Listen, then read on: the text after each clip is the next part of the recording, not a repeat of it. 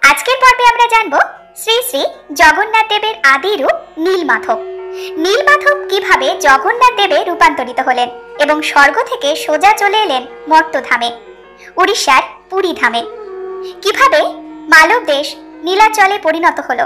মালব দেশ নীলাচল অর্থাৎ পুরী ধামের আগের নাম। আসুন জেনে নিই রথযাত্রা উপলক্ষে জগন্নাথ দেবের জন্মকাহিনী। ভিডিওটি শেষ পর্যন্ত দেখতে থাকুন। ব্রহ্মপুরাণ থেকে আমরা জানতে পারি সত্যযুগে একসময় ব্রহ্মার ইচ্ছে হলো তিনি তার নিজ লোক অর্থাৎ ব্রহ্মলোকে ভগবান বিষ্ণুর একটি মূর্তি স্থাপন করবেন। সেই কথা ভেবে তিনি দেবশিল্পী বিশ্বকর্মাকে ডাকলেন এবং বিশ্বকর্মা নীলকান্ত মণির একটি অপরূপ চতুর্ভুজ বিষ্ণু মূর্তি গড়ে দিলেন ব্রহ্মাকে এবং তার পরিচিতি হলো নীলমাধব নামে। আনন্দিত হয়ে ব্রহ্মা তারপরে নীলমাধবকে স্থাপন করলেন সুমেরু পর্বতের শিখরে।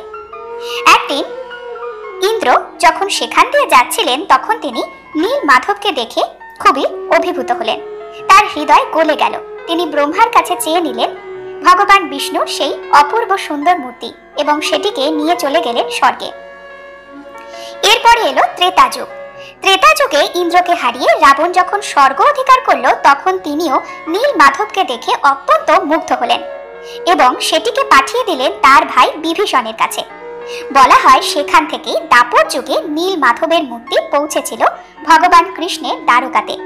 কিন্তু কৃষ্ণ যখন দেহ ত্যাগ করলেন এবং সমুদ্র যখন দ্বারকা গ্রাস করে নিল তখন নীলমাধবও বিলীন হয়ে গিয়েছিলেন সেই জলে। অবশেষে কলিযুগে সমুদ্র নিজেই নীলমাধবকে প্রতিষ্ঠা করেন নীলগিরি পর্বতের শিখরে এক গুহা মন্দিরে। এই স্থানটি বর্তমান সময়ে উড়িষ্যার পুরী ধাম নামে পরিচিত। পুরী ধাম তখনও হয়ে ওঠেনি নীলাচল, তার পরিচিতি ছিল মালব দেশ নামে। মালব রাজা ছিলেন সূর্য বংশের রাজা ইন্দ্র দুম্ন। তিনি ছিলেন ভগবান বিষ্ণুর পরম উপাসক। এক সন্ন্যাসীর থেকে রাজা হঠাৎ করে জানতে পেরেছিলেন ভগবান বিষ্ণুর আরেক রূপের কথা। সেই নবরূপের নামই হলো নীলমাধব। কিন্তু নীলমাধবকে কোথায় পাওয়া যাবে, বিগ্রহের অবয়ব কি করে তৈরি হবে, কিছুই জানতেন না রাজা। তিনি রণে বনে জলে জঙ্গলে নীলমাধবের সন্ধান করতে কত অনুচর নিয়োগ করলেন, কিন্তু সকলেই ব্যর্থ হয়ে ফিরে এলো।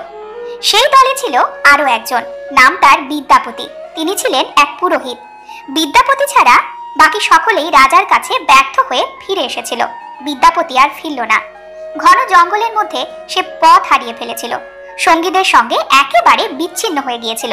দিকভ্রষ্ট বিপদগ্রস্ত বিদ্যাপতিকে সেই জঙ্গল থেকে উদ্ধার করেছিলেন এক শবর কন্যা। তিনি শবর রাজ বিশ্ব বসুর মেয়ে ছিলেন। নাম ছিল তার ললিতা এবং সেই সূত্র ধরেই শবর রাজের গৃহে তিনি আশ্রয় পেয়ে গেলেন। কিছুকাল পরে ললিতার সঙ্গেই বিদ্যাপতি পুরোহিতের বিয়ে হলো। অরণ্যের ছায়াতে এক রাজ পুরোহিত আর এক রাজকন্যার সংসার। কোলাহলের থেকে অনেক দূরে তাদের জীবন মন্দাক্রান্তালয়ে চলছে। একদিন শবর রাজের কাছ থেকে বিদ্যাপতি জানতে পারলেন নীলমাধবের বৃত্তান্ত। জানতে পারলেন যে নীলমাধবের খোঁজে পথ হারিয়ে এই অরণ্য জীবনে তার অস্তিত্ব কোনো মিথ নয়, বাস্তব সত্য। দেবতা আছেন। জঙ্গলের গহনে নীল পর্বতে নীলমাধবের বিগ্রহ আছে। বিশ্ব বসু সেখানে রোজই পুজো দিতে যায়।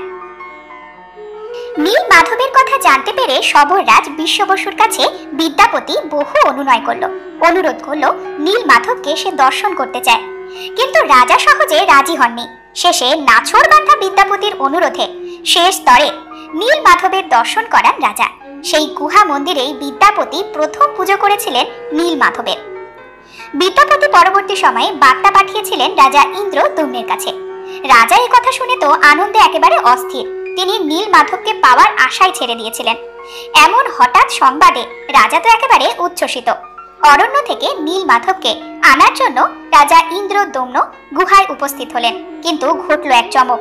দেবমূর্তি সেখানে আর নেই। সেখান থেকে দেবমূর্তি কোথায় যেন অন্তহিত হয়ে গেল। দেবমূর্তির অদর্শনে রাজা আমৃত্যু অনশন ব্রত গ্রহণ করলেন। কিন্তু সেখানেও ঘটল আরেক চমক। এমন সময় হলো দৈববাণী। এর তরঙ্গে ভেসে আসা কণ্ঠ রাজাকে দারু মূর্তি নির্মাণ এবং প্রতিষ্ঠার নির্দেশ দিল। দারু মূর্তি অর্থাৎ কাঠের মূর্তি। সমুদ্রের জলে যে কাষ্ঠখণ্ড ভেসে আসবে তাই দিয়ে যেন তৈরি হয় বিগ্রহের মূর্তি। একদিন সত্যি সত্যি এমন অদ্ভুত কাষ্ঠখণ্ড ভেসে এলো সমুদ্রের জলে। সেই কাণ্ডের গায়ে বিষ্ণুর দেহের শঙ্খ চক্র গদাপদ্ম এই কাণ্ড দিয়েই তৈরি হবে দেবদেহ। মহা সমারোহে তৈরি হলো বিগ্রহ তৈরির কাজ। কিন্তু একবার কাজ তৈরি করে থমকে যায় বারবার।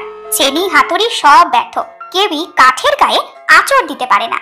ফিরে যান সব শিল্পী। বিগ্রহ তৈরির কাজ তখন এক প্রকার দুঃসাধ্য হয়ে দাঁড়িয়েছে। শেষে দারু শিল্পীর অর্থাৎ কাষ্ঠশিল্পীর রূপ ধরে স্বয়ং নারায়ণ এলেন রাজার দরবারে। অসহায় অনন্যপায় রাজা ভরসা করলেন অচেনা এই শিল্পীর ওপর।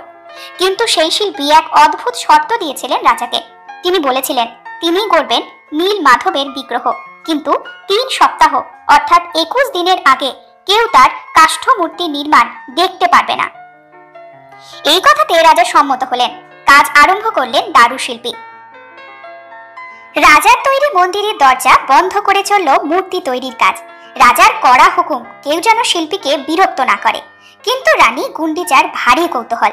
অচেনা শিল্পী কি কাজ করছে, কেমন কাজ করছে তিনি একটু দেখতে চাইলেন।